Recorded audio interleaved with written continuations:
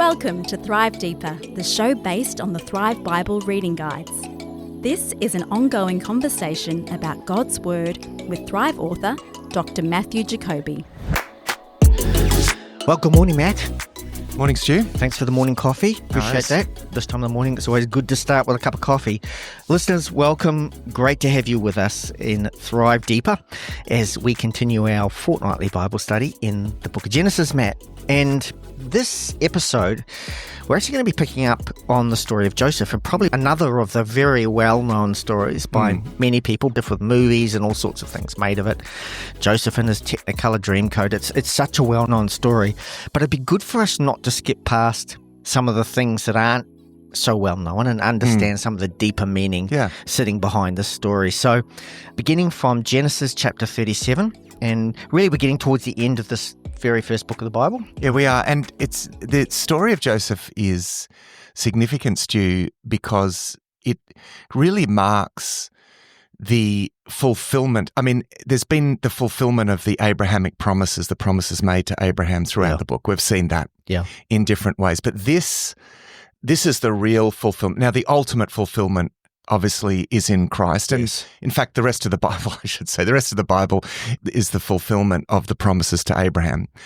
Ultimately, it's fulfilled in Christ and the church and so forth. But the story of Joseph is important because you really see in very tangible way what God said to Abraham coming about. So Abraham said, through you, the whole world will be blessed. And, at the end of the Joseph story, you have this statement that the whole world came to Joseph for food. Yes. And, at the end you have when Jacob and the family end up moving to Egypt because Joseph is there. You have, it says that Jacob blessed Pharaoh. It's amazing. This Pharaoh who was seen to be a god.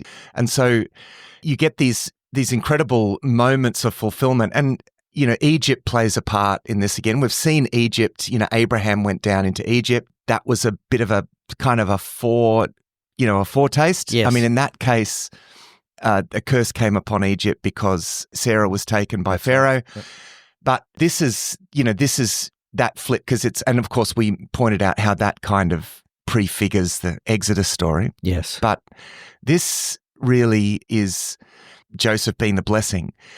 This is Joseph feeding the nations. This is really a beautiful picture of Jesus, the bread of life. Totally.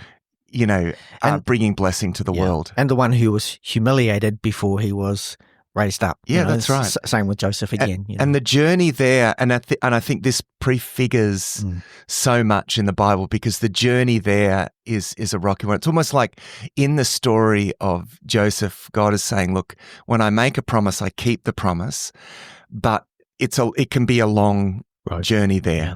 And I think more than any other story, the Joseph story captures. I mean, the other story I think of that probably captures this is David's story as well. David is anointed, and then he goes through this whole very similar time period, actually, about 14 years. He goes through all of this terrible stuff, awaiting the fulfillment of this promise. And so it's the promise of God working out, but it takes time. And we saw that, didn't we, with Abraham and Sarah having a son finally.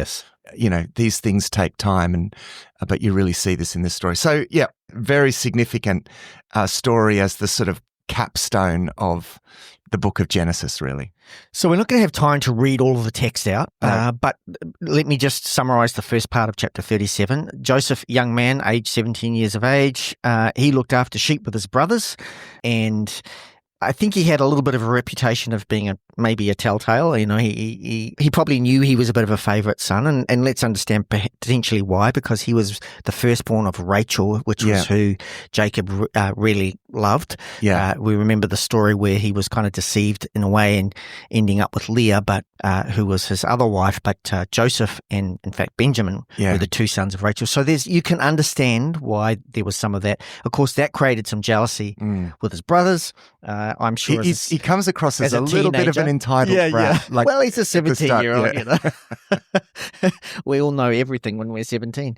I mean, I love the point where he has this dream. Yes. And the dream is significant, actually, Stu, because, with every character, you have the reaffirmation of the promise of God. With from Abraham, you have that with Isaac, you have that with Jacob, and now you've got this with Joseph. So he has this dream, and in his dream, his brothers are bowing down to him, you know. Yeah. And he runs off straight away to tell his brother, slightly probably in a slightly gloating sort of way. Yeah. Oh, I had a dream. Guess what? And dreams, in this day and age, culture, they were taken very seriously. Yeah, they were seen as messages from the gods foretelling the future. Yeah, that's essentially what they were. They weren't just, that's just something in the back of my mind. No, when you had a dream, which becomes more important later in the text as we continue, but, they were very much seen as a message from the gods or God. That's right. So he runs off, tells his brothers, in verse 8, his brothers said to him, "Do you intend to reign over us? Will you actually rule us?" Yeah. And they hated him all the more because of his dream and what he said. So, and then he has another dream, and then he tells that and tells his father and his brothers, and his father's just like, "Mate, just slow down here a bit." Yeah. So, exactly. So the sun and the moon, mum and dad, the 11 stars, his brothers, because he was one of 12. And so that's where that comes from. It does say at the end, though, his father rebukes him, but it says that his father kept the matter in mind. Yeah. Now, his father kept the matter in mind because he has had dreams. Yes. Remember, he had the dream of the ladder to heaven. Yes. Okay, so there's something in this. Jacob recognizes something in this dream, right? This is the promise being passed down through the generations. Yeah. So I think Jacob can see that this is legit, but not wise to go boasting to your brothers about this. Yeah. By the way, notice here yet again, Stu, the theme of the rivalry between brothers. We had it from Cain and Abel. We have it with Ishmael and Isaac. We have it with Esau and Jacob. And here again, this is humanity. This is fallen humanity. In the Cain and Abel story, the word brother is used through that, I think, it's either 7 or 14 times, signaling the importance. Now, there's going to be discord between brothers. Right. And you have that here yet again. Yeah. So because of that, the brothers get pretty angry. His dad, and we all know this part of the story, so we'll move through this really quickly, had prepared for him some kind of cloak or coat as his favourite. Just to rub it in. He's walking around with the coat on. To rub it in. The favourite coat. So the brothers, for whatever reason, Jacob was, sent Joseph up to his brothers to meet them, maybe to help with the shepherding that he was doing. Couldn't find them in the first instance, but then finally found them in a different location.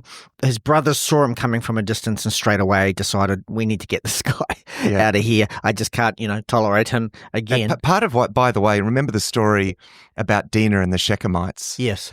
Part of the reason why his father's concerned about the boys is because they've gone off to near Shechem, right? And the people there obviously hate them because of what they've done in the past, and so he sends Joseph off to see if they're okay. No, that's good. Yeah, good. So they basically then start to. We don't know who started it, but basically, here comes the dreamer. Let's kill him, and we'll pretend that he was killed by an animal. But Reuben was a bit concerned about that, and he steps in and says, "No, let's not take his life. Don't shed blood. Throw him into this pit in the wilderness, but don't lay a hand on him," intending, and then Reuben, with the intention that Reuben was going to go back and rescue him sometime later. Yeah. Judah is the one that comes up with the idea of selling him in the end to a group of traders that are coming through, Ishmaelites or Midianites. Yeah, although I'd heard some people say he probably got sold twice, once to the group people and then they sold him on to someone possibly, else. And then, Yeah, you could potentially conflate those two identities. It's interesting here, and this is something because Judah comes up in this. There's this next story about Judah as well. Yeah. So first of all, Judah is seen as being complicit here in this. Yes. And in chapter 38, there's a terrible story of Judah that really casts Judah in a bad light. So that's interesting. Just hold on to that thought. So he's in the pit. When Reuben returned to the pit, I guess with the intent of trying to rescue him, he saw that he was not there, and Reuben then tore his clothes, went back to his brothers and said, "The boy is gone. What am I going to do?" So they took Joseph's robe, slaughtered a young goat, and dipped it in the robe in its blood. They sent the robe to their father and said, "We found this, examine it, it's your son's robe or not." His father recognized it. "It's my son's robe," he said. And then they told the story that a vicious animal had got him and killed him. So, Jacob understandably is absolutely distraught by this. And he's going to, he's going to carry this for about 20 years, essentially. Yeah. So he thinks his son's dead. He thinks his son is dead. And he goes to, I will go down to Sheol, which was kind of essentially the death realm.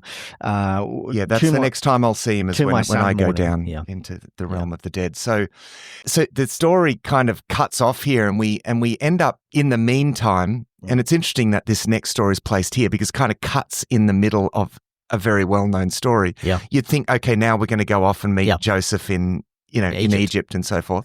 But no, we have this story about Judah. So we need to park the Joseph story. He's now being sold by the Midianites to Potiphar's household in Egypt. Pause. Now we've got the side plot.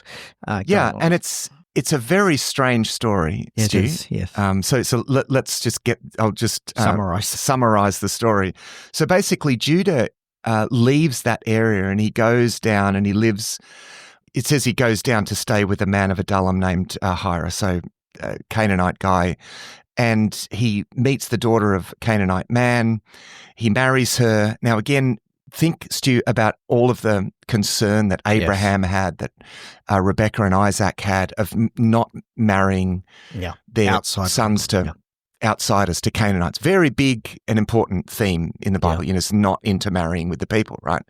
And so we've seen a lot of concern about this. Is why Esau was not looked on. It was one of the, Esau brought great grief to Isaac, right? Because he married Canaanite women, and Jacob was sent off to Laban to marry within his clan. So straight away, Judah, this looks bad on Judah. Now he already looks bad because he's one of the few that's mentioned by name that's complicit in selling his brother into slavery. Right, this huge, terrible thing to do. Okay, and lying to his father about it. Already he's looking bad. This makes him look worse. So right at the start, he goes off, marries a Canaanite woman. She gives birth 3 kids. 3 kids. To cut a long story short, the oldest brother marries a woman called Tamar. Now, Tamar's important, Stu, because Tamar is one of the 4 women who's going to appear in the genealogy of Jesus, right? Yeah. So this is important. This is actually an important story. So one of the sons that he has to this Canaanite woman, the eldest son, marries this woman, Tamar. He dies, right? For some reason, God is not pleased. Yeah. He displeases God or whatever, and he dies. So now Tamar's a widow. That's right. So Jacob says, "Go and live with your dad in his house." Yep, that's right. Yep. And he says to one of the other sons. One of his other sons, yeah. And this is a bit of an ancient world kind of thing because, women needed to have the opportunity to have children. And to carry on the family name. So out of concern for the dead brother as well as for the woman. The brother would step in. The brother would step in and she would become, the brother would have to marry. Yes. And this is, I know it's difficult to understand, it's ancient world, but it was actually part of their social security system. It was expectation, and they had to wait because Shelah was quite young, so she had to go away, stay with her father while Shelah grew up so that he could marry her. Actually, the first brother, Onan, refuses. Yes, that's true. He refuses to do this. And now, because what he did was bad, we're just simply told God put him to death.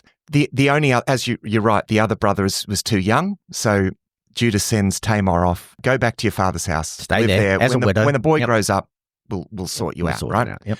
Because she can't really, by ancient custom, she's meant to marry within that family, right? She's meant to have, so she can't really just marry any random, right? So she's in a very terrible situation for Tamar. So he grows up, but he just forgets. I mean, there's possible suggestion here that he never even really intends this. He just wants to kind of get rid of her. He has to go down to the area where she is. Where Tamar is. And Tamar thinks, okay, she comes up with this plan. So what she does, she dresses herself up and she puts a veil on and she waits by the road. Now, women don't wait by the road. Wait by the road. Okay, so this certainly. So she basically comes across purposefully as not just a prostitute, Stu, but a cult prostitute, because prostitution was connected with the cultic practice in the ancient world. So Judah comes across and he asks, what's the price so that I can sleep with you? He says, I'll send you a goat from my flock. She asks for a pledge, and he leaves his staff and a seal. And they had these seals that, like metallic seals, that had it's like a family crest, like, coat of arms, whatever. Like you'd stamp it into something. That's right. To prove that you'd signed it, or exactly. It so that's his seal. Signet ring, his cord and his staff. That's right. And this was left as a bit of a guarantee because he had to go away and send the goat back. And so she's saying, well, leave me something that I'll give back to you when I get what you've offered to pay me. That's right. Yeah. So she sleeps with her. She becomes pregnant. So this is her father-in-law. Yes. Which is problematic, again, particularly in the light of later Jewish law. So if you think you're a Jewish reader and you're looking back, this is not good, right? No. This is, sleeping with your daughter-in-law is just expressly forbidden in the law of Moses, right? So this is not looking good. He sends the goat. They can't find her, but when she gets pregnant, she's thought to be, she's held culpable for that. And again, in the context of the ancient world, he hears about this and passes sentence. She's got to be, put to death, right? So she's being brought in. She says, well, the father is the one man to whom these things belong. This cord and this signet ring and this. Right. That's when the sentence gets lifted, because according to the sentence, both parties, male and female, are meant to be put to death. So obviously he withdraws that, and he then admits, you are more righteous than me. Yeah. Because I've done the wrong thing by you. Now, I know done the wrong thing by laws that are very difficult for us to imagine. Yeah. But here's the thing about this story. Yeah, so first of all, she has twins. She's pregnant, has twins. Perez and Zerah. Perez appears in the genealogies of Jesus, right? Yes. So following Tamar. So this is how Tamar ends up, because Tamar mothers this son of Judah. And remember, Jesus is in the line of Judah. And it's interesting that of all descendants that God chooses, this is a classic. It's the same, of all of the sons of David that God chooses to carry on the line of Jesus. Who does he choose? Solomon, right? Yeah. And of course, the other woman that's mentioned in the genealogy of Jesus, one of the other women, is Bathsheba, right? The wife he should never have had. So it's this classic moment of God redeeming the failures of his people. Now, the interesting thing about this story, Stu, is that this is Judah, right? So you think about later generations reading this story. Normally, when you told stories about your past, the hero stayed the hero, the bad guy stayed the bad guy. This is really, essentially, these are stories that tell you who you are. This is the role of origin stories, is that they tell you who you are. Yeah. And you just don't really get anything like this anywhere else. Origin stories are usually invented to make you look good. These stories do the opposite, right? This is Judah looking really, really bad. Most of the 12 tribes of Israel here are looking really, really bad. And remember, Judah is the tribe from whom the kings come. Yes. This is the tribe that God chooses, from whom the kings come. And who we now know as the Jewish people. Yeah. So rather than have stories that, if God chose, there must be something great about them, so let's invent stories about heroic beginnings. Yeah. No, actually, the Bible, true to its theme of grace, it tells true stories that make us realize, wow, God chose the undeserving. Yeah, I totally agree with that, not in any way to diminish that, but I think also to remember that, of course, when this was written, they didn't know any of what was to come, that Judah was to be. No. So in a sense, it kind of authenticates the truth of what we're reading here, because they haven't made anything up. It's how it is. Yeah. And yet I think this is still written in retrospect. Yes. So you would not normally... No, that's right. You'd leave some detail stories that bring disgrace upon yourself. Yes, true. You would never normally record those stories. You get rid of that so that is forgotten. But this is the stunning thing about this, Stu, is that it's memorialized in writing, which is a big deal to write anything down in those days. Yeah. I mean, why not just let this story go? Right? And it's stuck in the middle. Yeah. So I know. So readers, I've heard from people reading through Genesis. Oh, why is that story? That just spoils it all. Right? It's a horrible story about these terrible things that are done, and again, because people are reading the Bible often looking for kind of morals and good, and I think we get that with Joseph. This is why people like the Joseph story, because he's got integrity. He makes good decisions, and people look at here's an example, and people love to see themselves in Joseph. But see, this text is also wanting us to see ourselves in Judah. And Judah. Well, and also in Joseph. And also in all of the brothers, right? That's right. Yeah. So that's a very important part of the text. This is telling us who we are as human beings. Yeah. I think it's enormously important from that point of view. So if you were perplexed by that story, there's the moral. Yeah. So then we shift scenes back to Joseph now. And so remember where we left off Joseph, he was taken and sold into Potiphar's household in Egypt, who was an officer of Pharaoh. Now we pick up the story of Joseph in Potiphar's house. And there are important signs of blessing here. This is what's important, because there's a sense in which, we saw in the Jacob story that God is blessing Jacob, even though he's kind of on the run. He's done the wrong thing, so there's grace there. Yeah. In this story, even though Joseph has essentially gone into exile, now let's think about it that way, right? Because that's going to be important for later generations. Yeah. Essentially, he's in exile. Sent by his brothers. That already is a terrible thing to go into exile. And we saw that Jacob had his time of exile. Okay, so here is Joseph. Now Joseph, okay, yes, he's been a little foolish, but as you see, he's a godly kid, right? Yes, yeah. But in his captivity, he's blessed in his captivity, right? Yeah. We saw this in Jacob. It was essentially a slave to Laban. That's right. God blessed him. God blessed the household of Laban because of Jacob. Here again, we have the same thing. So you get these same indications of how the blessing works, right? Yeah. God will bless other people because of you, because you are in the midst, right? Yeah. You change the situation. You change the atmosphere, right? Yeah. Because you're there. This is the stuff we should draw, right? Because we carry this promise, right? Yeah. This promise is upon us as well. And I think we need to trust for that. So here he is. So he's in Potiphar's house, this Egyptian He's official. Obviously impressed Potiphar. He's been elevated into leadership roles. Potiphar is clearly trusting of him. He's given authority over everything of Potiphar's. Well, Potiphar sees that the Lord is blessing him. This is this idea of being the light, right? He recognized, wow, this guy is bringing me blessing. Yeah. He essentially says everything this guy does, the Lord makes successful, essentially, is what he's saying here. And then again, Stu, another Genesis theme, another very big biblical theme. Yeah. Then we get deception, right? So Potiphar's wife tries to seduce Joseph. He won't be seduced because he says, how can I do such a thing and sin against the Lord? This is his integrity. Yeah. Well, sin against my master who's entrusted me with all of this, but very much, how can I do this and sin against the Lord? So he refuses. So she makes up a story. She sends everyone away, of course, because so there's no witnesses. So she can say that she cried out, but no one heard that he tried to take advantage of her. And you get this lie that leads to him going from bad to worse. Yes. So here's this poor kid. You can imagine what he's thinking. I mean, he's had this dream, Stu. What about this dream of mine? How is this working out? This just looks like it's getting worse.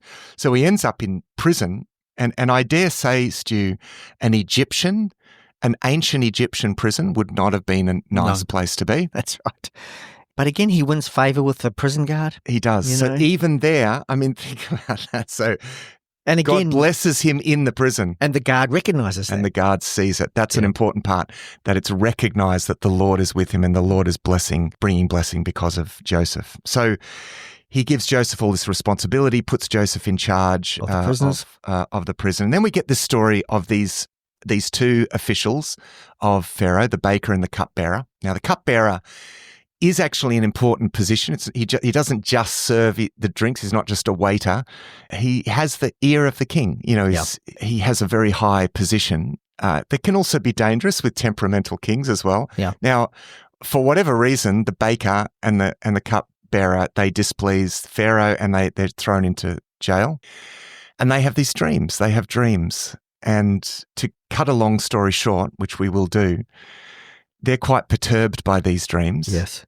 Joseph notices that they're perturbed. Now, it's interesting that he still believes that dreams are significant. So this is, again, the theme of dreams here.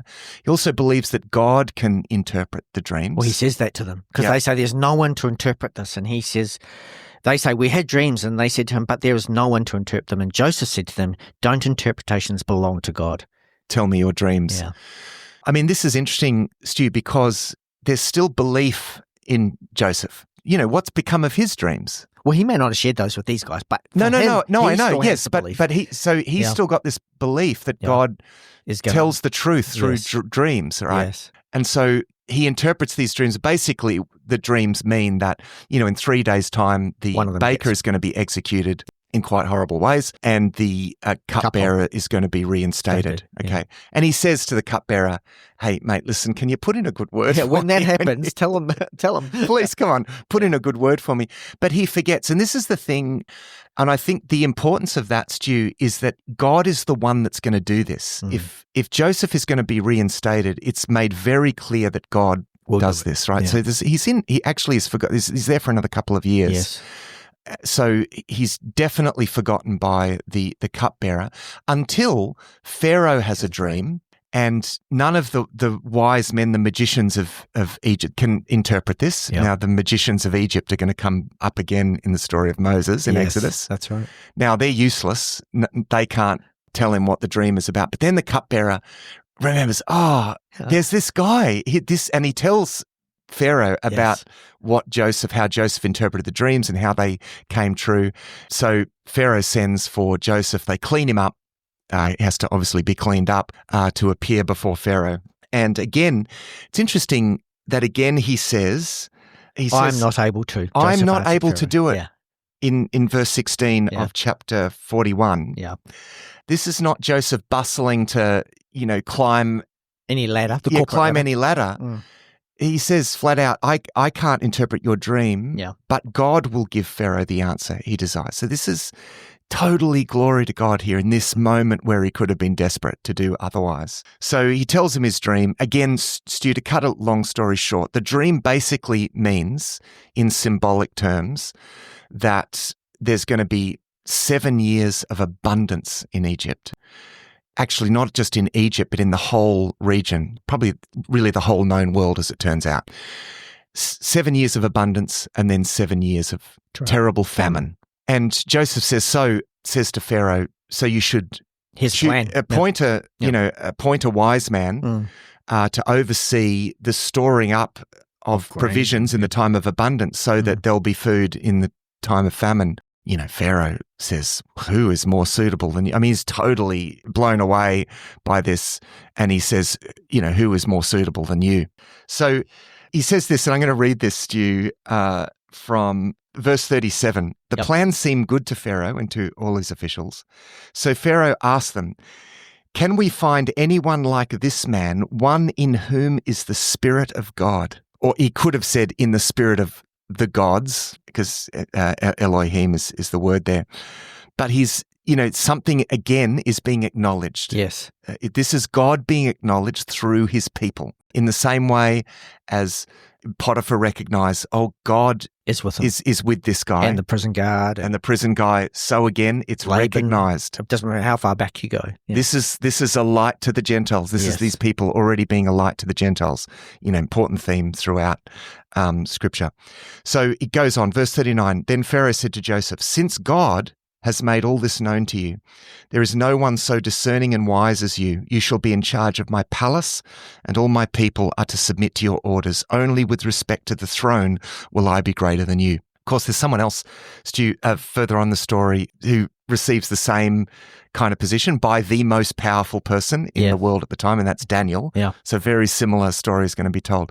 And I think that's important because this is not just a freak event. This is the blessing of God. This is what the blessing of God does. He takes, as it says in the Psalm, he took me from the ash heap and he seated me on high with princes. this is what's happening. This is how the promise works. So Joseph's in charge. Yep. And Pharaoh gave him, which is typical Egyptian tradition, gave him an Egyptian name, which is what tended to happen when they took slaves from other nations. They would be given an Egyptian name. I mean, it's remarkable, Stu, because he's been a slave, and his original people were Hebrew sheep, goat herders. So yes. He's certainly not from noble stock. So it's quite remarkable. And it's partly why he's being renamed, because he's being elevated. And so now Joseph is 30. So remember, he was 17 when he went to meet his brothers. So we're talking at least 20 years here from the time he was thrown in the pit potentially to now he's in Pharaoh's service. Yeah, that's right. Verse 46 there of chapter 41, Stu, Joseph was 30 years old when he entered the service. I wonder why we're told that. And I think one of the reasons here is that this is the age when priests were ordained to the priesthood. Right. The age of 30. This is the age, that when Jesus started his ministry. The age of 30 is a significant age. It's the age of stepping into priesthood. And he steps into a priestly role, right? Doesn't he? Because he essentially mediates blessings to the world. Yeah. Right. He's going to feed the world. Yes. So I think there's something significant about that. Yeah. So then there is 7 years of abundance. Yep. And of course, Joseph made sure that they gathered up any excess food in the land of Egypt during those 7 years and placed it in the cities, guards around it, to make sure everything was stored up and kept safe, knowing that obviously there was going to be soon to come 7 years of famine. And whilst that was happening, Joseph had 2 sons before the years of the famine arrived. Asenath's daughter of Potiphera, priest of On, bore them to him, and Joseph named the firstborn Manasseh, meaning God has made me forget all my hardship in my father's house.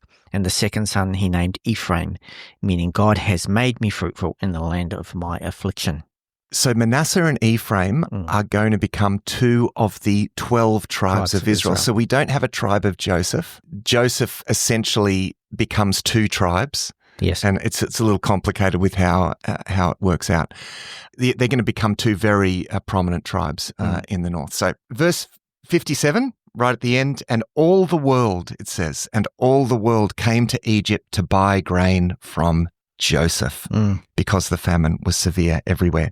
It actually turns out, Stu, because they're buying grain from Joseph. So he enriches Egypt enormously. And essentially, the whole world, in a sort of a kind of almost a form of slavery to Egypt, really.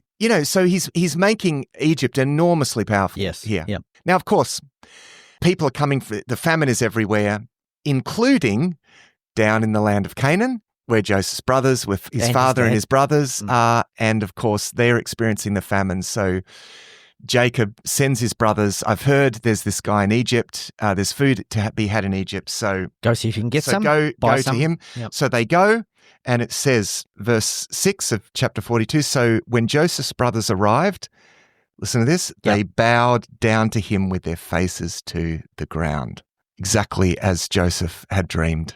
So now, Joseph, of course, recognized them.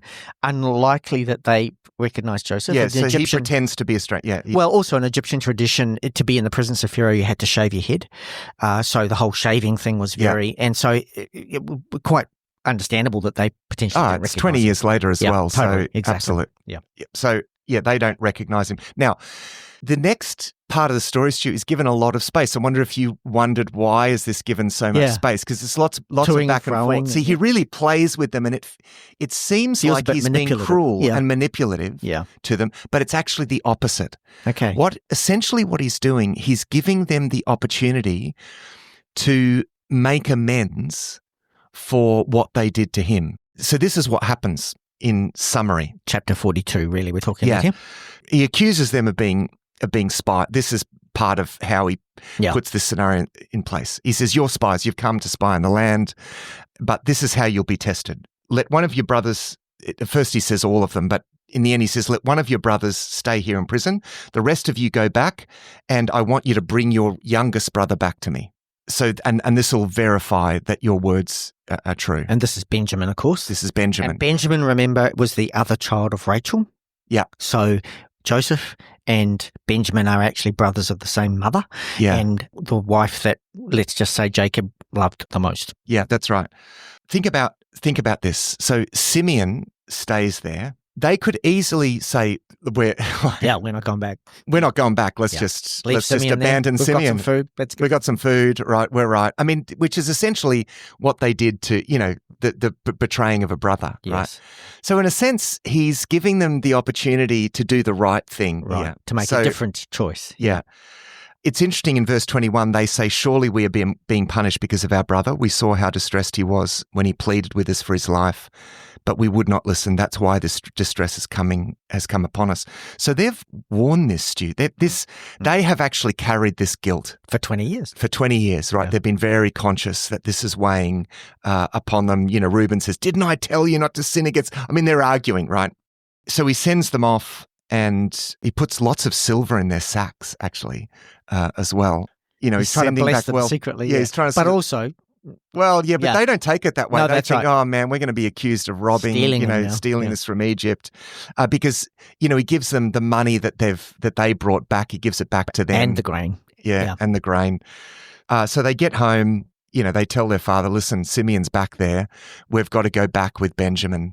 So Jacob just thinks, "Oh no, everything." I mean, this poor man. This feels like he's been cursed, not blessed. Yeah. Of course he has been blessed, but right now he thinks, and he even says, everything is against me. Right. Now it turns out God is very much for him. I mean, this is an important moment, Stu, because that statement that he makes, everything is against me, he says. Yeah. Because he thinks, oh, great, I'm going to have to send off my other, favorite son as well. Yeah. And we don't know how he's going to be received now because all the money's back in our bags. We're just going to get thrown in prison if we go back. What are we to do here? Very risky. Yeah. But you see, everything that's happened is part of God being for him, including Joseph, in his wisdom, I may say, giving his brothers a chance to redeem themselves in their relative sense, of course. Okay, So they go back to Egypt. They take Benjamin, and he gives them their supplies, sends them back. Well, he asks a whole lot of questions. He wants to find out if his dad's still alive. So he asks, is your father still alive? So he's doing this kind of clandestine research, I guess, on who's still around in the family. Yeah. It's interesting, actually, just an important detail. Before they go back, Judah says to his father, I myself will guarantee his safety. Yeah. You can hold me personally responsible. If I do not bring him back to you and set him here before you, I will bear the blame before you all my life. And prior to that, Reuben had said to his father, you can kill my two sons if I don't bring them back as well. So they're really they're desperate to... And again, I mean, these guys, they realize what they've done and they're not going to do this again. Yeah. Right? They're going to do it right this time. Yeah. And this is part of what this story is about, right? It's giving them a chance to actually get something right. Yeah. Okay. So ultimately they end up going back. Joseph asks them about their elderly father. Is he still alive? And they answered, your servant, our father as well, he is still alive. And they bowed down to honor him. Joseph again. Yeah. This is now. So they admit to the gold in the sacks, but he says to them, it's okay. Your God, the God of your father, has given you treasure in your sacks. Yeah.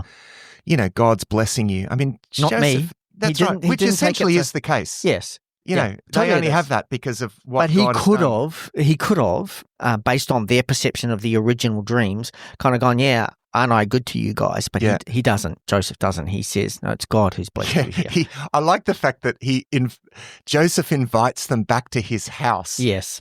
And they're thinking, this is the end of us. This doesn't happen. Right? Yeah. Like, sure. I mean, they're shepherds. Yeah. This is not real. They're thinking this is not real. Shepherds who are despised by the Egyptians don't get invited back to any Egyptian's house, let alone the prime minister, essentially. So they're thinking, we're done for. Anyway, they do come, and when they come, again it says down in verse 26, when Joseph came home, they presented to him the gifts they had brought into the house, and they bowed down before him to the ground. He asked them how they were, and they said, and how is your aged father? They replied, your servant, our father, is still alive and well, and they bowed down, prostrating themselves before him. It keeps repeating that, like they keep doing this, right? Yes. And again, it's the fulfillment of his dreams here. Yeah. And of course, through all of this, Joseph is really struggling to contain his emotions. Ah, yeah. So he's constantly having to leave the room and come back again once he's got himself together.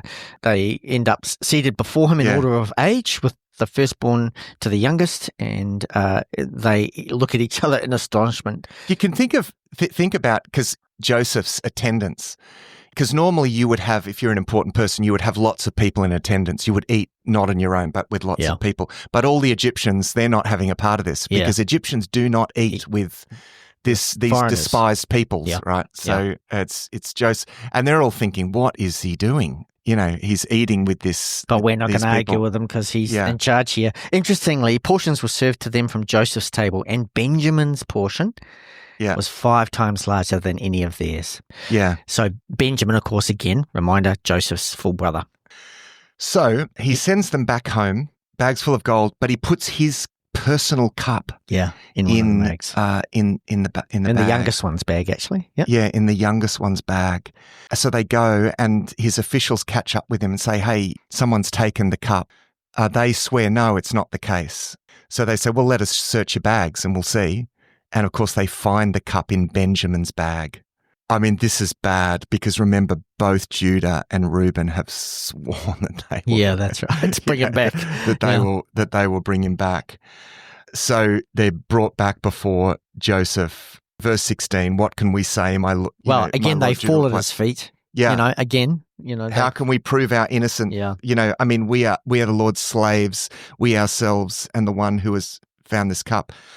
But Joseph says, no, only the one who was found with this cup. I'm not going to make you my slaves. I'll let you guys go, but only the youngest will have to pay for this. Yes.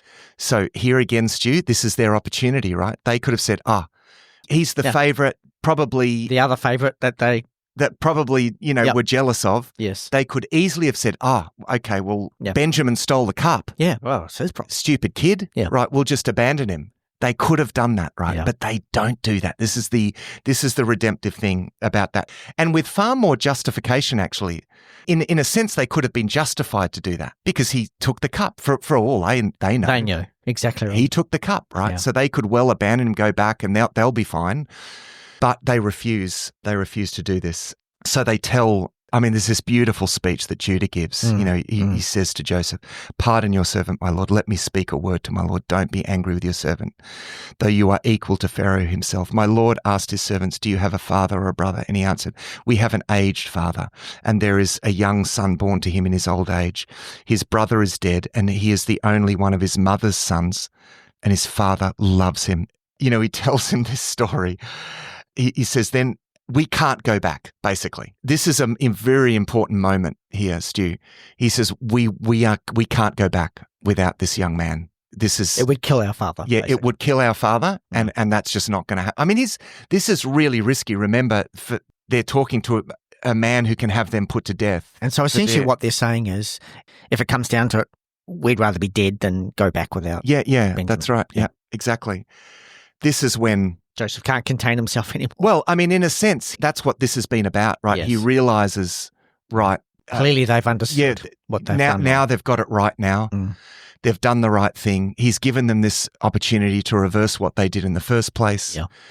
And this is when he reveals this wonderful moment when he makes himself known to him. He sends all the Egyptians away. It says in chapter 45, then Joseph could contain himself no longer before all of his attendants. He cried out, have everyone leave my presence. So there was no one with Joseph when he made himself known to his brothers.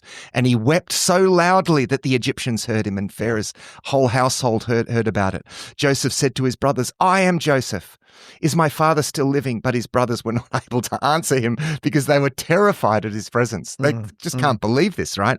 Then Joseph said to his brothers, come close to me. When they had done so, he said, I am your brother Joseph, the one you sold into Egypt. And now do not be distressed and do not be angry with yourselves for selling me here, because it was to save lives that God sent me ahead of you. Yeah. For 2 years now there has been famine in the land, and for the next 5 years there will be no plowing or reaping. But God sent me ahead of you to preserve for you a remnant on earth and to save your lives by a great deliverance. So then it was not you who sent me here, but God. And then later on he says, what you intended for evil, God intended for good. So notice this is one suffering for the lives of the many. Yeah. It is some beautiful Christological moment that he's saying, God sent me ahead. I've gone through all of that suffering. Something that would have been like death, essentially. I've gone through all of this to save you, right? To save God's people. Yeah. I mean, it's just a beautiful Christological moment. Yeah. Of course, they're all celebrating, hugging each other. You can imagine it's a bit like a family reunion. But of course, Joseph wants to get his father and the rest of the family. And you can imagine they go back and they've got all of this treasure. Yeah. And they tell their father, Joseph's alive and he's in Egypt. And he's, not only is he alive, he rules over Egypt, but he rules over Egypt. I mean, I think if Jacob would not have known about the promises of God, because remember, right at the start of the story, Stu, he said he kept these things in mind. I think that's partly what enables him to even believe this in the first place. Verse 28, he says, this is Jacob, father of Joseph, then, or Israel as he's known now. Then Israel said, enough, my son Joseph is still alive. I will go to see him before I die. Yeah. It's a beautiful, beautiful moment. And it's so rich at so many levels. In the story of Joseph, you have the story of the Bible. This is our story. You know, we are in this story, Stu. We can map our lives in this story. This is the promise of God that through Jesus Christ, we are called to be a blessing. As we are blessed by God, we're called to be a blessing. So we can inhabit these same promises. Thanks for listening to this episode of Thrive Deeper. Our home on the internet is thrivetoday.tv. You can contact us, ask questions, see all our resources and much more at our website thrivetoday.tv. We really appreciate the questions and thoughts about what you're reading as we go through the Bible with Thrive. Until next time, our prayer is that these shows will inspire you to go deeper and thrive.